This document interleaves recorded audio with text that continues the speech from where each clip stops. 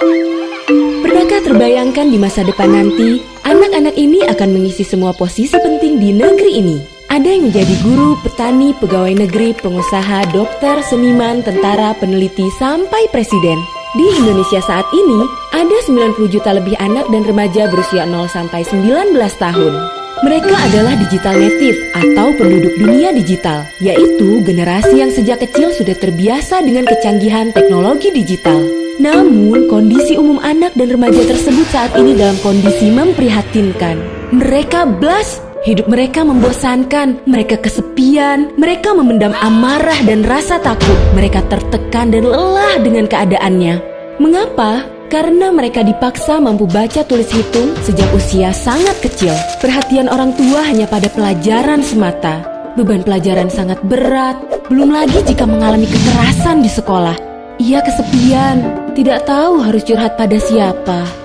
Wajar bila anak merasa stres. Akhirnya, ia mencari kegiatan yang membuatnya senang, dan kebanyakan dari mereka menghabiskan waktu dengan handphonenya. Handphone telah menjadi orang tua pengganti bagi mereka. Rata-rata mereka memakai handphone 9 jam per hari, melihat isi dunia internet yang baik maupun yang buruk dan tidak terbatas jumlahnya. Di antaranya juga ada gambar, tulisan atau video yang sengaja disebarkan oleh pebisnis pornografi. Menurut ahli terapi kecanduan pornografi, Mark B. Kestelman, pebisnis pornografi mengincar anak-anak blast sebagai target utama bisnis mereka. Saat belum ada internet, pornografi ibarat makanan beracun. Kita hanya akan keracunan jika memakannya. Tapi kini, internet menjadikan pornografi seperti virus yang dapat bergerak dan memperbanyak diri tanpa terkendali, sehingga dapat menyerang dari segala arah. Mark benar, terbukti dari penelitian Yayasan Kita dan Buah Hati, pada tahun 2014, 92 dari 100 anak kelas 4, 5, dan 6 SD telah melihat pornografi. Kita mengira anak akan cepat lupa apa yang dilihatnya, padahal otak mereka seperti spons. Mereka mampu mengingat apa yang mereka lihat walaupun hanya sekilas. Sayangnya, bagian otak anak yang mampu membedakan baik dan buruk belum berkembang sempurna.